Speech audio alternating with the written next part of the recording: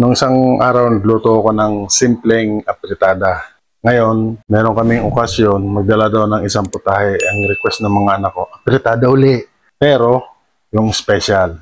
Kaya samahan niyo ako. Magtitimpla tayo ng karne. Timplahan natin ng pineapple. Oh, ito mo yan. Kahit anong klaseng ketchup. Basta ketchup. Tapos suka. Suka yan na, suka. Ayaw ko lang sa plastic nakalagay ang suka, kaya sa bote ko nilalagay. Silver Swan yan, Silver Swan. Yan. Tapos, yan. Pimenta. Mas maraming paminta, mas masarap yan. Yan ang special na apritada. Yung niluto ko nakaraan, panoorin nyo. Simpleng apritada lang yun, luto sa kamatis. Walang ganitong style ba. So ngayon, bababad natin ito ng mga hanggang 2 oras. Maninipis naman to. Itong mga ganitong luto, matitikman nyo lang to sa amin sa Batangas pag piyesta. Mga ganitong style ng pagluluto ba. Kasi hindi naman siya pang araw-araw ba. Talagang mayaman kayo, araw-araw. Ganito ang style ng ulam nyo. Walang masama. Hindi ka. Mamaya, samahan nyo ako. Lutuin natin yan. Makita nyo kung anong pagkakaiba doon sa isa kong nilutong apritada na simple lang. Ito yung special. Tapos kakainin namin ito mamaya doon sa ground. Kada isang pamilya magdadala isang ulam. Sama-sama kami doon. Bubuksan yung light at tray. Ang tawag sa amin yan, pampalis do umay. Yan. Bawang.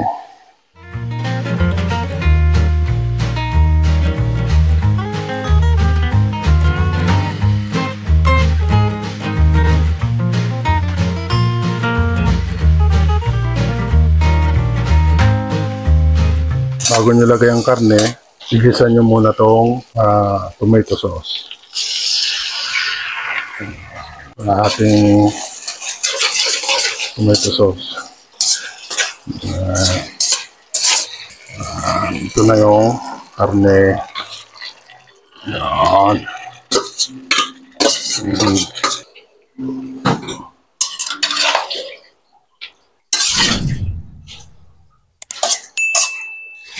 Yeah, 2 kilo pala tong karne ito. Siyempre, mamaya, hihingi din.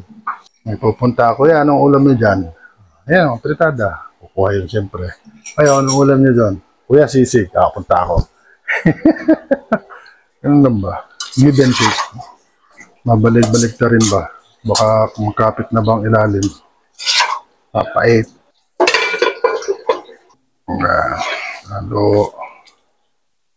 Tutubig na kasi may sarili man tubig ang laman.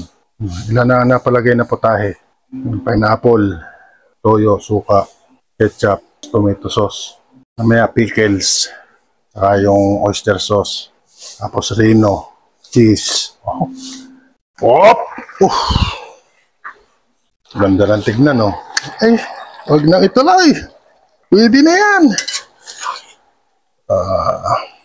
Yan na natin. Ano na bang malambot ba?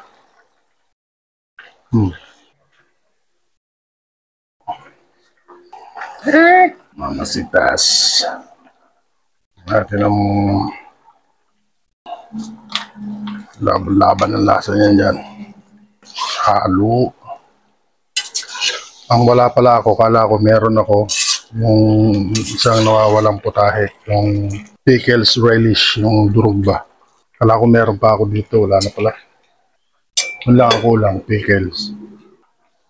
Natin ang kalahating babalansin natin ang lasa o mga isa't kalahati. Ito yung green peas, nung mali sa lalagyan, nugasan ko muna sa strainer sa running water para maalis ba yung asim ba. Oo. Ang hindi naging special yan, dami nang nilalagay. Ano natin to para bumango. Makod pa eh. Na gitna kasi may lalagay tayo. Mas madali siyang maluto ba.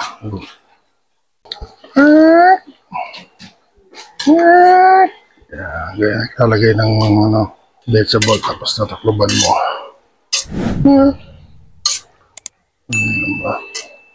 Bago mo tatakloban. Yun. Ito, nagpapa-special dyan. Yan. Yan. Oh. Boom. Matunaw na ba siya dyan? Tingin. Yan na. Yan na. Yan na. Huwag na natin tuloy.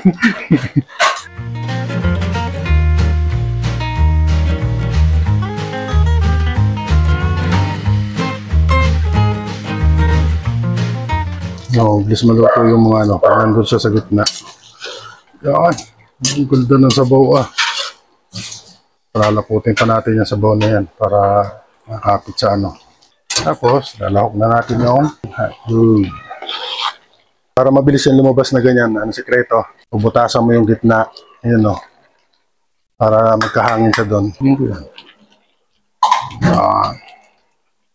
Liver spread. Kita mo na, pagkakaiba ng special sa regular na fritada. Malapit na siyang maluto. Ano na lang siya.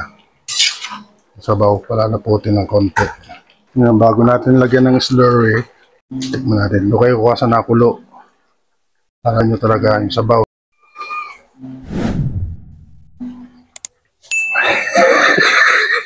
Ang sarap. Oh. Ngayon, kulang sa konting ano, lagyan natin ito. Magikin pa natin. Tapos, ano natin. Lagyan muna natin yung sabaw.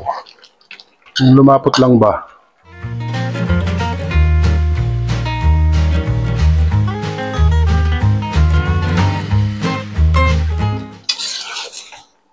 Yun.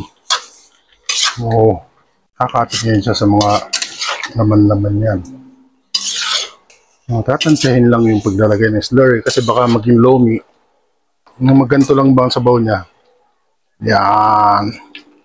Kasi ito maganda. Pag medyo naigiga ng konti, kakapit siya dun sa lahat ng nilagay mo. Doon. Kasi pag sinubrahan mo yan, lumamig. Para yung loamy, buo yan. Naana natin yan. 3 minutes simmer. O 3 to 5 minutes.